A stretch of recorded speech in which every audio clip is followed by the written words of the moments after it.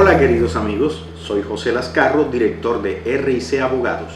En el día de hoy vamos a informarte sobre el procedimiento y de qué se trata el proceso de restitución de tierras.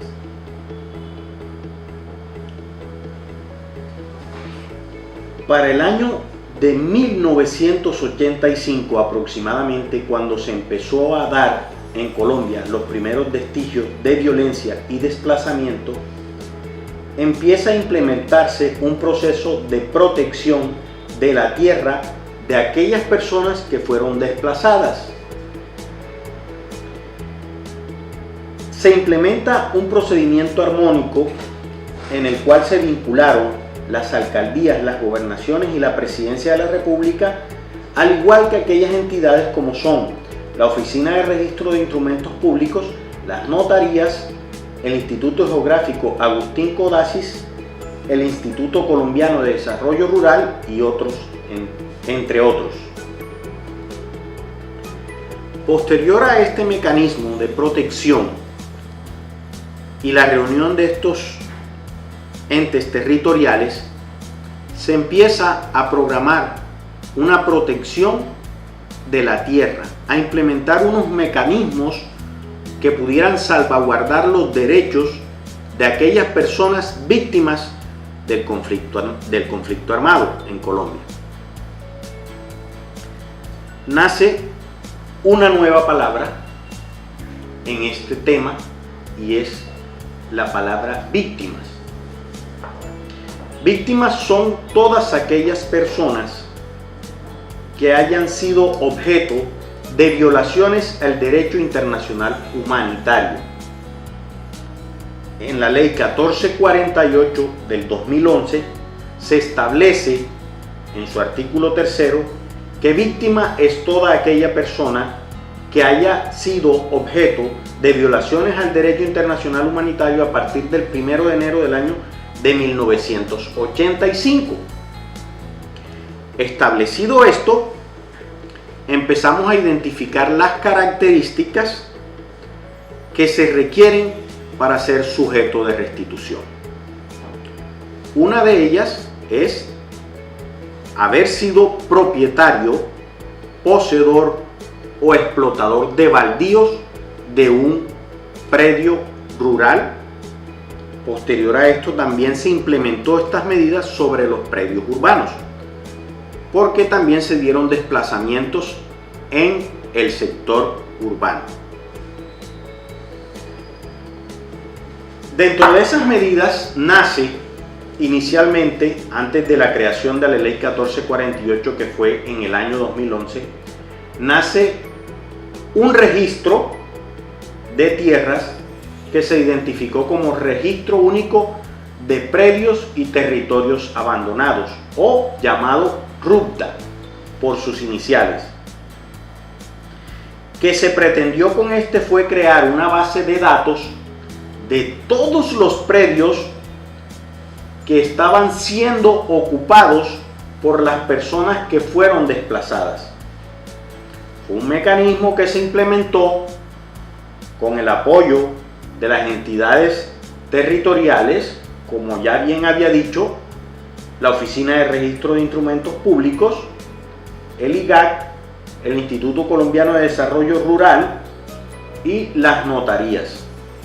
Se implementaba un sistema que buscaba proteger, bien fuera de manera colectiva o individual, los terrenos que habían sido desplazados, que eran de propiedad de las víctimas que sufrieron el desplazamiento o que habían sido objeto de un despojo.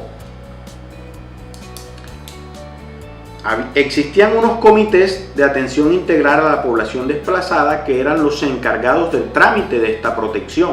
La persona individualmente se acercaba a las alcaldías o a las entidades territoriales a solicitar esta protección. ¿Cómo se implementaba esta protección? Simple y llanamente con el lleno de los requisitos de un formulario.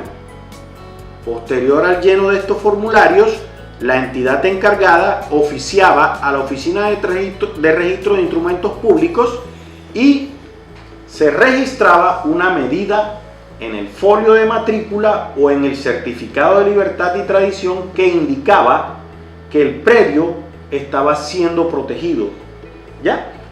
Que con esta medida no se permitía registrar ningún tipo de actuación que permitiera la enajenación o venta de estos predios. Para el año 2011, cuando ya bien nace la ley 1448, se crea otro registro, que es el registro de la unidad de restitución de tierras. A la unidad, cuando desaparece el INCODER, el Instituto Colombiano de Desarrollo Rural, quien era el que tenía la potestad de inscribir o registrar las medidas de protección y también su posterior cancelación cuando uno de estos propietarios lo solicitaba, desaparece, el INCODER desaparece y queda en cabeza de la unidad de restitución de tierra el manejo de este registro, del que ya bien les había dicho, Registro Único de Predios y Territorios Abandonados. Y el Estado le exige a la unidad que lo armonice con el registro de tierras despojadas, que era el registro que manejaba la unidad de restitución. Entonces, en muchas ocasiones, ustedes se encuentran con estas medidas de protección en los certificados de libertad y tradición y no conocen cuál es el procedimiento para la cancelación de esas medidas. Para eso nos encontramos nosotros. Te podemos ayudar a solucionar tu problema.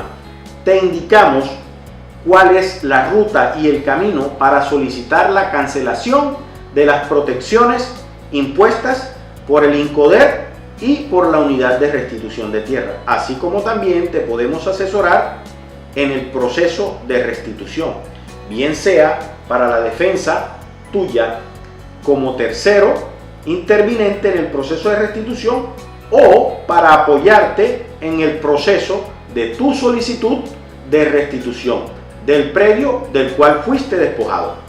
Síguenos y apóyanos si te gustan nuestros videos y además de eso dale clic a la campanita de aquí abajo para que no te pierdas ninguno de nuestros videos.